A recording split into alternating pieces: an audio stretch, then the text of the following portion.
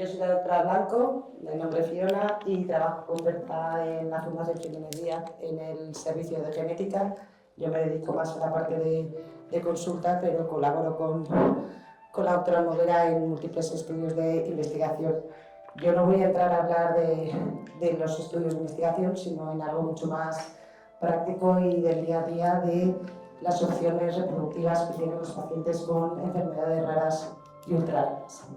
Entonces, ya sabéis que existe la posibilidad de donación de gametos, el diagnóstico durante el embarazo, pero esas opciones muchas veces se quedan cortas y por eso tenemos el diagnóstico genético preimplantacional. Siempre cuando tenemos opciones dentro del sistema de salud se nos plantean dudas de ¿nos lo cubre?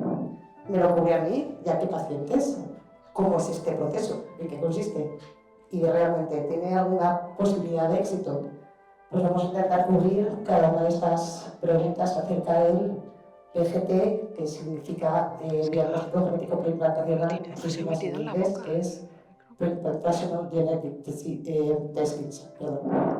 Entonces, primera pregunta, ¿lo cubre el Sistema Nacional de Salud? Respuesta sí, ¿vale? Ya está en la ley de reproducción asistida desde el 2006, la última actualización es del 2014, ¿vale? Y lo cubre o está indicado para enfermedades graves o severas de aparición precoz y sin tratamiento curativo. Todo esto siempre con matices, porque la gravedad, como siempre, no todo el mundo la interpreta igual y la precocidad pues tampoco. Para acceder al PGT, ¿vale? Es verdad que lo cubre el Sistema Nacional de Salud, bajo los tres requisitos principales que os he comentado, pero tiene que cumplir determinados requisitos legales, requisitos clínicos y luego está lo que cubre el sistema en general y lo que cubre en cada comunidad y las especificaciones para comunidad para la aplicación. Entonces, los requisitos legales ya los he comentado, los requisitos clínicos, lo que hemos dicho de grave severa, hay que estar en edad fértil, evidentemente, y la fertilidad tiene que ser adecuada, ¿vale? Tanto del varón como de la mujer. Y luego hay especificaciones más del lado de la genética que tiene que ver con la penetrancia de la enfermedad. La penetrancia es la posibilidad de que se manifieste la enfermedad genética en la persona que tiene la alteración genética. Es decir, si yo tengo una mutación que tiene menos de un 10 de probabilidades de manifestar la enfermedad, no está cubierto el PGT, ¿vale? Para penetrancias entre el 10 y el 20% se necesita una cosa que llamamos la Comisión Nacional de Reproducción Humana, que es un comité ético que se reúne periódicamente para la discusión de casos dudosos, ¿vale? Dentro de los requisitos técnicos, como comprenderéis, imprescindible conocer la alteración genética responsable, es decir, si no sabemos qué está causando la enfermedad, no podemos seleccionar un embrión para esa enfermedad, porque no podemos distinguir cuál lo tiene de cuál no. Es necesario también un estudio de informatividad, es decir, hay que identificar el alelo responsable de la enfermedad. Ya sabéis que de cada gen tenemos 2 copias, yo tengo que saber en qué copia está esa alteración. De todas formas, desarrollaré un poquito esto más adelante. Y luego las coberturas del Sistema Nacional de Salud, ya dependiendo de dónde esté. Cuenta la edad, hasta hace unos años era hasta la mujer, 40 años de la mujer, ahora mismo, por ejemplo, en Madrid se ha ampliado hasta 42. Antes, si tenías un hijo previo sano, no te dejaban hacer un PGT, ahora con un hijo previo sano sí puedes acceder a hacer el PGT, ¿vale? ¿Y qué pacientes son? Pues a ver, los pacientes con enfermedades autosómicas dominantes, como ya se han contado, tenemos más de 20.000 genes, de cada gen tenemos 2 copias, las dominantes son aquellas que con una sola copia estropeada yo tengo la enfermedad. Cuando tenemos hijos solo transmitimos una copia de cada gen, es decir, en las dominantes 50% de riesgo de transmisión. Para esto se puede aplicar. También se puede para las enfermedades autosómicas recesivas, esas son las que para padecer la enfermedad tengo que nacer con las 2 copias estropeadas, de forma que mi madre tenía una bien y una mal, persona sana, mi padre igual, una bien y una mal, y yo he heredado las 2 estropeadas. Pues mis padres pueden optar al PGT para evitar ese 25% de riesgo de tener un nuevo hijo o hija afecta. Y las ligadas al X. He dicho que de cada gen tenemos todos 2 copias, matiz, los genes que están en el cromosoma X, las mujeres tenemos 2 copias, los varones solo tienen una, porque lo otro que tienen es un cromosoma X. En este caso, las ligadas al X tienen que ser individualizadas a la hora de selección embrionaria, porque algunas solo afectan a los varones por el hecho de tener solo una copia del gen y tenerla estropeada, pero hay otras que, aunque la mujer tenga una copia normal, también afectan a las mujeres. Y entonces estas se valoran siempre de forma individualizada, valorando el riesgo de que la mujer lo manifieste, porque siempre sabemos que el embrión masculino afecto se va a descartar, pero el embrión femenino depende de qué enfermedad ligada al X estemos hablando. Y por supuesto, la pena es que todavía hay enfermedades para las que no podemos aplicarlo, ¿vale? Para las enfermedades del ADN mitocondrial se están intentando, pero todavía no está incluido en la rutina. Lo que se ha hecho, y parece que ha ido bien, pero no se ha hecho todavía en España, que lo que se hace es coger el núcleo de la mujer que tiene la enfermedad mitocondrial y ponerlo en el óvulo de una mujer que no tiene la enfermedad mitocondrial, de forma que digamos que el bebé tiene 3 padres, el papá y 2 mamás, la que pone el ADN nuclear, el genómico, y la que pone el ADN mitocondrial. Por eso todavía no está disponible en la rutina de la práctica clínica. Y luego tampoco se aplica a mutaciones de novo, ya hayan ocurrido en el cigoto, en los primeros estadios embrionarios, o en alguno de los gametos, ya sea en el espermatozoide o en el óvulo, salvo que se haya demostrado que hay mosaicismo gonadal, que de momento solo se puede hacer de forma rutinaria para los varones. Sigamos.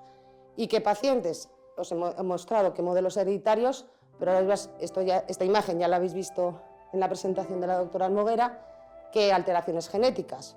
Pues podemos hacerlo para alteraciones a nivel de cromosoma. Numéricas no es habitual, porque las numéricas, es decir, me sobra o me falta algún cromosoma, compatibles con la vida son muy poquitas. Es verdad que para las ligadas, las de los cromosomas sexuales, sí se aplica, se hace con una técnica que se llama PGTA, que no os voy a comentar porque es muy poco común en este foro, ¿vale? Y también para las alteraciones cromosómicas, por ejemplo, yo tengo una alteración estructural equilibrada, es decir, lo que contaba antes Berta de una translocación, un trozo de un cromosoma que se ha intercambiado con otro, eso a la hora de tener hijos puede provocar descendencia con falta o ganancia de material genético, y también sirve para ese tipo de diagnósticos, para descartar aquellos embriones que presenten falta o ganancia de material genético, que siempre sabemos que hubiera asociada a algún tipo de enfermedad y probablemente neurológica y con malformaciones de órganos. Para los síndromes de microdeleción duplicación, esto es cuando nos falta un poquito de cromosoma, pero no es que nos falten media estantería, sino que mejor nos falta solo una balda, ¿vale? Y estos son todos los síndromes de microduplicación descritos y los que nos quedan. Y luego, ya a nivel de gen, ya a nivel de la molécula del ADN, podemos también para deleciones completas o parciales del gene, o para variantes puntuales, las erratas que comentaba antes Berta en las recetas o en los libros. ¿Y en qué consiste este proceso? Pues un proceso que mucha gente llega a la consulta y dice, ¿y cuánto va a durar esto? Y dice, pues entre año y medio y 2 años, y se quedan todos así. Sí, es un proceso largo que requiere muchos pasos entre medias para lo que es llegar a la selección del embrión.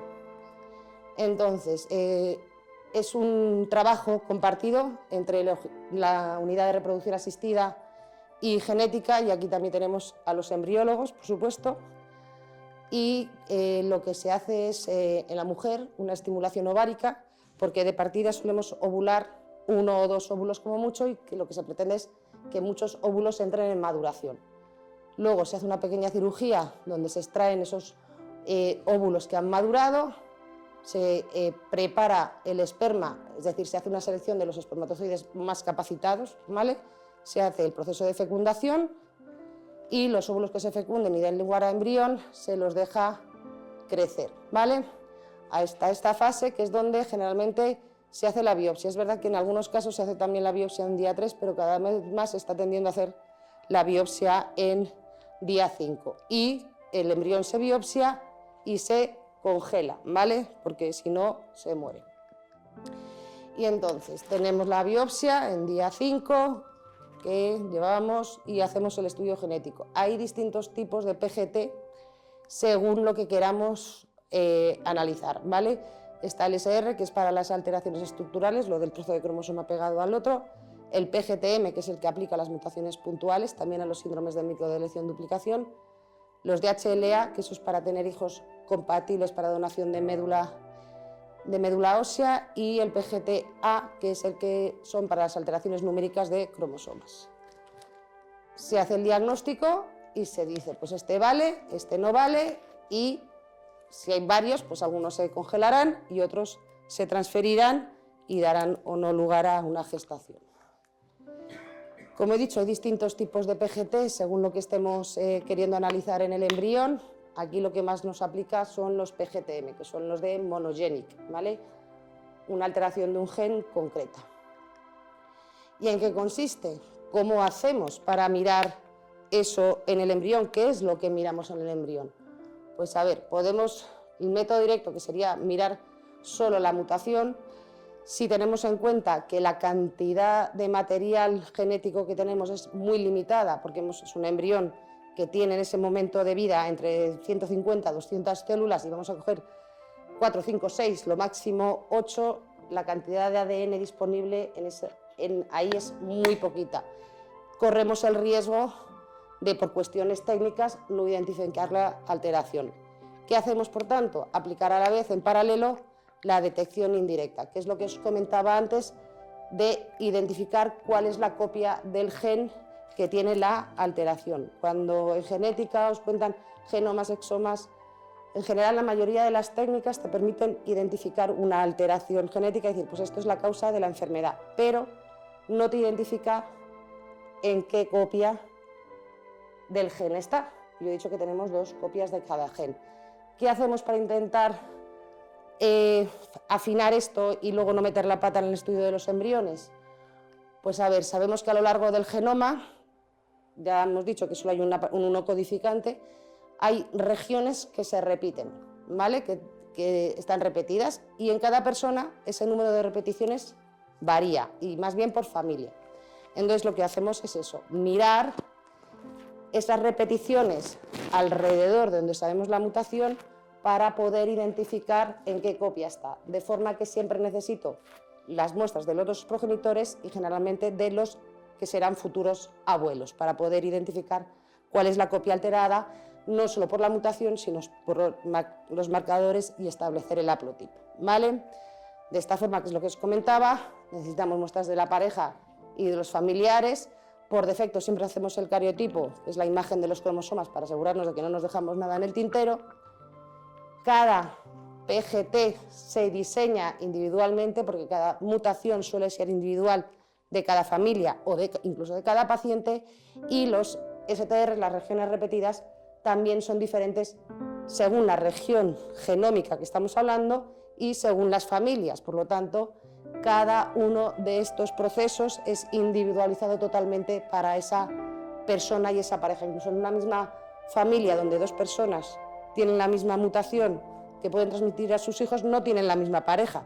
Por lo tanto, ya es un diseño exclusivo, porque tampoco van a ser los mismos abuelos por el otro lado, ¿vale?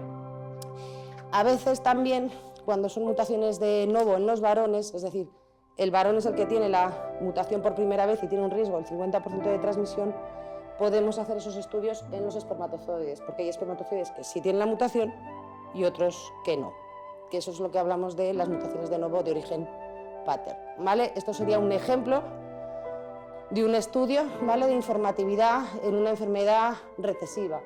Estos son los progenitores, que son portadores sanos, aquí está la mutación, y estos son los códigos de esos marcadores, esos STRs, esas regiones repetidas, que si vemos algunos son iguales, ¿vale?, no nos permitirían distinguir, pero otros son diferentes. Y así puedo yo identificar lo que quiero identificar, que sería qué embriones presentan la mutación. Por si acaso no soy capaz de detectar la mutación, pero sí puedo detectar las diferencias en las repeticiones de esas regiones y me permiten identificar que esa es la copia alterada, detecte o no detecte la mutación. Porque es verdad que, por ejemplo, si es una mutación puntual, sí la podemos detectar con estas técnicas, pero cuando, por ejemplo, es una delección de un gen completo o de medio gen, la detección con las técnicas que tenemos de esa mutación específica es casi imposible. Lo tenemos que hacer siempre con las regiones adyacentes para determinar cuál es la copia que está estropeada.